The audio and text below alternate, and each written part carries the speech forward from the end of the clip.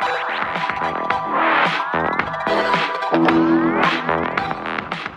Students, आप सभी का स्वागत है इस वीडियो में। आज हम इस वीडियो में अपने दूसरे पार्ट फसलों के त्यौहार का अभ्यास करना सीखेंगे। हमने अपने पिछले वीडियो में इस पार्ट को पढ़ा और साथ ही साथ नए शब्द एवं अर्थों को जाना। आज हम यह जानेंगे कि किस प्रकार से हमें प्रश्नों को समझना है और किस प्रकार से हम उनका उत्तर दे सकते हैं। तो आइए देखते हैं पहला प्रश्न, जिसकी हेडिंग है मौसम का अंदाज। इसमें पहला प्रश्न है, खिचड़ी में ऐसन जाड़ा हम पहले कबो न देखनी। यहाँ तुम खिचड़ी से क्या मतलब निकाल रही हो। इस वाक्य में जो ये खिचड़ी शब्द आया है, इसका क्या मतलब है? इसका मतलब है मकर संक्रांति। ये क्या है? यह है फसलों का त्यौहार। पाठ में किस राज्य में यह त्यौहार मनाया जा रहा था? पाठ में यह त्यौहार बिहार राज्य में मनाया जा रहा था। ठीक है, तो इस प्रकार से खिचड़ी का मतलब यहाँ पे क्या है? मकर संक्रांति है। अगला प्रश्न क्या है? क्या कभी ऐसा हो सकता है कि सूरज बिल्कुल ही ना निकले? अगर ऐसा हो तो क्या होगा? यह प्रश्न आपको कैसे करना है? यह प्रश्न आपको अपने साथियों के साथ बातचीत करके लिखना है। तो कैसे इस प्रश्न का उत्तर दे सकते हैं कि अगर सूरज ना निकले तो क्या होगा? सूरज ना निकले तो सब कुछ अंधकारमय हो जाएगा, सब तरफ अंधेरा हो जाएगा, सब कुछ रुक जाएगा। क्योंकि अगर सूरज नहीं होगा तो पौधे अपना खाना नहीं बना पाएंगे, और जब पौधे अपना खाना नहीं बना पाएंगे तो वह हमको भी खाना नहीं दे पाएंगे। तो इस प्रकार से पूरा जीवन चक्र ही रुक जाएगा। इस प्रकार से आप अपने शब्दों में इस प्रश्न का उत्तर दे सकते हैं। आइए आगे बढ़ते हैं। अगला प्रश्न है तीसरा, बाहर देखने से समय का अंदाजा क्यों नहीं हो पा रहा था? क्योंकि सूरज साफ नहीं दिखाई पड़ रहा था, इसीलिए समय का अंदाजा नहीं हो पा रहा था। जिनके पास घड़ी नहीं होती वे समय का अनुमान किस तरह से लगाते हैं? अब पुराने समय में तो घड़ियां नहीं थी, तब लोग कैसे समय देखते थे? तब लोग टाइम सूरज देख के लगाते थे पता। कैसे पता लगाते थे? जब सूरज पूर्व दिशा में होता था तो कितना बजता था, कितना समय होता था? तब सुबह होती थी। लोग जैसे ही देखते थे कि सूरज पूर्व दिशा में है तो सुबह का समय है, और जैसे ही सूरज ठीक सर के ऊपर आ जाता था तब लोग समझते थे कि दोपहर के 12 बज चुके हैं, ठीक कड़ी दोपहर हो चुकी है। और जब सूरज पश्चिम दिशा में चला जाता था तो लोग समझ जाते थे कि अब शाम हो गई है। इस प्रकार से लोग समय का अंदाजा सूरज को देखकर लगाते थे। अब देखते हैं अगला प्रश्न, तुम्हारी जुबान। अब अपनी जुबान में आपको इन वाक्यों को लिखना है। जैसे क है, आज ही लोग के उठे के नईखे का। यह शब्द जो इसमें लिखे हुए हैं ये किस भाषा के हैं? ये भोजपुरी भाषा के हैं। अब आप जो भाषा बोलते हो, अगर आप कर्नाटक में हैं तो आप कन्नड़ बोलते होंगे, तमिलनाडु में हैं तो तमिल बोलते होंगे, आंध्रा में हैं तो तेलुगु बोलते होंगे, बिहार में हैं तो भोजपुरी बोलते होंगे। इस प्रकार से आप जिस राज्य में हैं, जिस जगह पे हैं, वहाँ की भाषा में इस वाक्य को लिखिए। आज ही लोग के उठे के नईखे का। इसको मैं हिंदी बता देता हूँ। आज इन लोग को उठना नहीं है क्या? अगला देखिए, जा भाग के देख केरा के पत्ता आयल की ना। जाओ भाग के देखो कि केला के पत्ता आए हैं कि नहीं। इस तरीके से आप इन वाक्यों को अपनी भाषा में लिख सकते हैं। अगला प्रश्न देखते हैं, भारत तेरे रंग अनेक। भारत तेरे रंग अनेक क्या प्रश्न है? विविधता हमारे देश की पहचान है। अलग अलग कल्चर हमारे देश की पहचान है, क्योंकि हमारे देश में अलग अलग तरीके का कल्चर है। अलग अलग राज्यों में अलग अलग तरीके के त्यौहार भी मनाए जाते हैं, तो कुछ ना कुछ तो अलग होगा। तो इस प्रकार से देखते हैं क्या क्या अलग है और क्या क्या हमें करना है। फसलों के त्यौहार हमारे देश के विविध रंग रूपों का एक उदाहरण है। नीचे विविधता के कुछ और उदाहरण दिए गए हैं। 5-5 बच्चों का समूह एक एक उदाहरण ले और उस पर जानकारी इकट्ठी करे। जानकारी चित्र, फोटोग्राफ, कहानी, कविता, सूचना परक सामग्री के रूप में हो सकती है। हर समूह इस जानकारी को कक्षा में प्रस्तुत करे। यह प्रश्न एक प्रोजेक्ट वर्क है। आपको प्रोजेक्ट करना है। नीचे कुछ टॉपिक दिए हैं, आप कोई एक टॉपिक चूज कर सकते हैं और फिर अलग अलग जगहों के हिसाब से उनको बतला सकते हैं। किसके माध्यम से? चाहे वो चित्र हो, चाहे वो फोटो हो, चाहे वो कहानी हो, पोएम हो, या कोई और मटेरियल हो जो हमें सूचना प्रदान करता हो। कौन कौन से टॉपिक दिए गए हैं यहाँ पे? भाषा, कपड़े, नया वर्ष, भोजन, लोक कला, लोक संगीत। जैसे भाषा, वेरी वेरी सिंपल टॉपिक। अलग अलग राज्यों में अलग अलग प्रकार की भाषा बोली जाती है। आप एक तरफ बढ़िया से राज्य का नक्शा बना सकते हैं और दूसरी तरफ वहाँ बोलने जाने वाली भाषा लिख सकते हैं। फिर दूसरा, कपड़े। आप भिन्न भिन्न प्रकार की ड्रेसों को नेट पे सर्च करिए और राज्य के सामने उसको लिखिए कि किस राज्य में कौन सी ड्रेस पहनी जाती है। इस प्रकार से आप यह प्रश्न हल कर सकते हैं। आप कोई भी एक चूज करिए। जैसे लोक कला, अलग अलग राज्यों में अलग अलग तरह प्रकार की लोक कलाएँ होती हैं। कला मतलब ड्राइंग। जैसे बिहार में मधुबनी बहुत फेमस है, चित्रकला। आप इस तरीके से राज्य और उनकी लोक कलाएँ लिख सकते हैं। लोक संगीत, जैसे कर्नाटक में भावगीते लोकगीत है और गुजरात में गरबा है, असम में बिहू गीत है। इस प्रकार से आप इस प्रोजेक्ट को कर सकते हैं। आइए अगला प्रश्न देखते हैं। तुम्हें कौन सा त्यौहार सबसे अच्छा लगता है और क्यों? इस दिन तुम्हारी दिनचर्या क्या रहती है? अब आप कौन सा फेस्टिवल सबसे अच्छा लगता है और उस दिन आप क्या क्या करते हैं, इसमें आपको यह लिखना है। जैसे मुझे दिवाली बहुत पसंद है।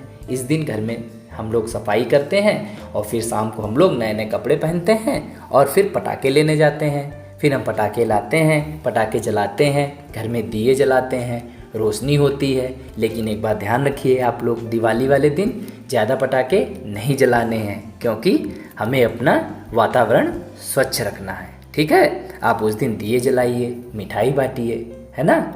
इस प्रकार से आप त्यौहार मनाइए। अगला देखते हैं, अन्न के बारे में का फसल के त्यौहार पर तिल का महत्व होता है। तिल का किन किन रूपों में इस्तेमाल किया जाता है पता करो। तिल पूजा के रूप में प्रयोग किया जाता है। तिल से तेल निकाला जाता है। तिल से दवाइयाँ बनती हैं। बहुत सारे उपयोग हैं इनके, आप इनको लिख सकते हैं। क्या तुम जानती हो कि तिल से तेल बनता है और किन चीज़ों से तेल बनता है और कैसे? हो सके तो तेल की दुकान में जाकर पूछो। अब आप जानते हैं ना कि तिल से तेल बनता है, ये तो हाँ हो गया। अब किन चीज़ों से तेल बनता है? जैसे सरसों, नारियल, मूंगफली, जौ, बहुत सारी चीज़ों का तेल बनता है। आप एक सूची बनाइए, लिस्ट बनाइए और इनको लिख डालिए। अब आप कैसे तेल बनता है? पुराने ज़माने में एक कोल्हू होता था, उसमें एक बैल लगता था, उसमें अनाज को पीसा जाता था, फिर उससे तेल निकलता था। अब तो बड़ी बड़ी मशीनें आ गई हैं, उसमें अनाज को पीस कर तेल निकाल लिया जाता है आसानी से। आप ये विधि लिख सकते हैं। अगला प्रश्न देखते हैं। अगला प्रश्न है, किसान और चीज़ों का सफ़र। यह प्रश्न भी एक प्रोजेक्ट वर्क है। इसको आप पढ़ने से पहले समझ लीजिए कि ये प्रश्न है क्या। जैसे एक आइसक्रीम है। अब आइसक्रीम की क्या जर्नी हो सकती है, क्या सफ़र हो सकता है, वो कैसे बनना शुरू होती है, वह सफ़र आपको लिखना है। आइए अब प्रश्न पढ़ते हैं। किसान और खेती बहुत से लोगों की जानी पहचानी दुनिया का हिस्सा नहीं है। विशेष रूप से शहर के ज़्यादातर लोगों को यह एहसास नहीं है कि हमारी ज़िंदगी किस हद तक इनसे जुड़ी है। देश के कई हिस्सों में आज किसानों को जिंदा रहने के लिए बहुत मेहनत और संघर्ष करना पड़ रहा है। अगर यह जानने की कोशिश करें कि हम दिन भर जो चीज़ें खाते हैं वे कहाँ से आती हैं, तो किसानों की हमारी ज़िंदगी में भूमिका को हम समझ पाएंगे। आपको नहीं पता होगा कि किसान कितनी मेहनत करता है एक आलू उगाने में, एक गोभी उगाने में, एक लौकी उगाने में। हम लोग को तो आसानी से बाज़ार से मिल जाती है। उसी चीज़ को आपको पता करना है कि किसान कितनी मेहनत करते हैं हमारे लिए। अब आपको करना क्या है, आलू की पकौड़ी, बर्फ़ी और आइसक्रीम, इन तीन चीज़ों के बारे में नीचे दिए गए बिंदुओं को ध्यान में रखते हुए जानकारी इकट्ठी करो और मेरी कहानी के रूप में उसे लिखो। अब आपको कैसे इस कहानी को बनाना है आइए देखते हैं। जैसे आलू की पकौड़ी को लेते हैं। किन चीज़ों से बनती है? बेसन, आलू, मिर्च, मसाला, इससे ये बनती है। इन चीज़ों का जन्म कहाँ होता है? खेत में होता है। बेसन चने से बनता है, आलू खेत से आता है। हम तक पहुंचने का उनका सफ़र क्या है और वो किस प्रकार से हम तक पहुंचती है? पहले किसान को खेतों में उगाता है, फिर फसल पक जाने पे उनको बाहर निकालता है, फिर वो उनको बाज़ार में ले जाता है, बाज़ार से हम उन्हें खरीदते हैं और इस प्रकार से वह हमारे घर पर आती हैं। आप इस सफ़र को अच्छे से भी लिख सकते हैं। अगला पॉइंट क्या है, किन किन हाथों से होकर हम तक पहुंचती है?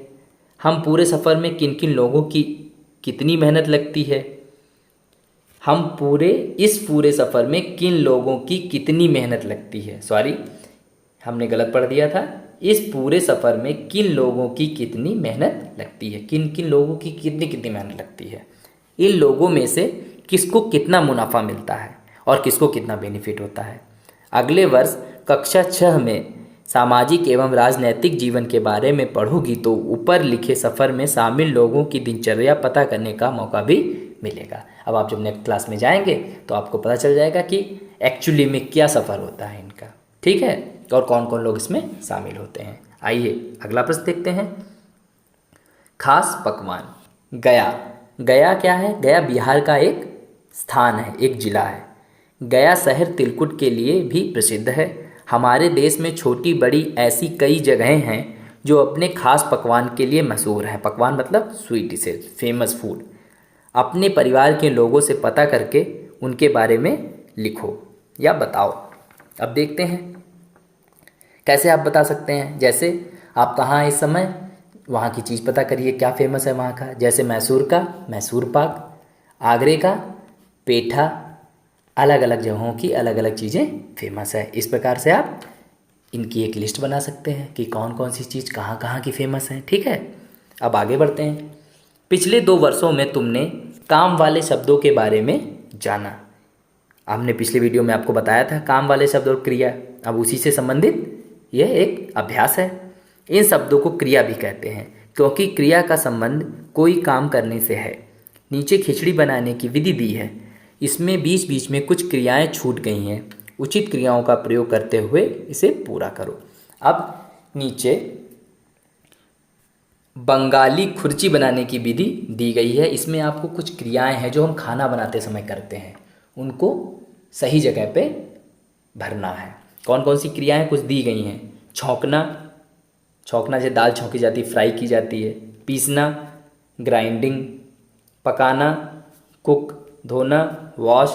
परोसना, सर्व करना। भूनना, रोस्ट करना। अब देखते हैं क्या है। बंगाली खुर्ची बनाना लिखा है, यह पूरी सामग्री लिखी है कि अदरक 20 ग्राम, लहसुन 3 फाके, इलायची के दाने 3 छोटी। ये विधि है। अब विधि पे पहुंचते हैं सीधे, कहाँ पे आपको फिल इन द ब्लैंक्स करना है। विधि: इलायची, दालचीनी और लौंग में थोड़ा थोड़ा पानी 1 छोटा चम्मच डालते हुए, क्या होगा यहाँ पे, कितनी है हमारे पास देख लीजिए आप एक बार। छौंकना, पीसना, पकाना, धोना, परोसना, भूनना। अब क्या ये कर रहे हैं, क्या आएगा यहाँ पे। इलायची, दालचीनी और लौंग में थोड़ा थोड़ा पानी डालते हुए पीस लो। अदरक और लहसुन को इकट्ठा पीसकर पेस्ट बनाओ। इस प्रकार से आप इन खाली जगहों में इन क्रियाओं को जो आपके ऊपर दी गई हैं इन्हें आपको भरना है। इस प्रकार से यह आपका अभ्यास खत्म हुआ। इस अभ्यास में आपने देखा कई सारे प्रश्न प्रोजेक्ट वर्क है, आप उनको प्रोजेक्ट की तरह करिए और कुछ प्रश्न ऐसे हैं जिनको आपको अपनी कॉपी पे लिखना है। आइए देखते हैं वह कौन कौन से प्रश्न हैं जिनको आपको अपनी कॉपी में लिखना है। पहले बढ़ते हैं, ये मौसम का अंदाज, ये आप अपनी कॉपी पे लिखिएगा। फिर आगे बढ़ते हैं, तुम्हारी जुबान, यह भी आप अपनी कॉपी पर लिखिएगा।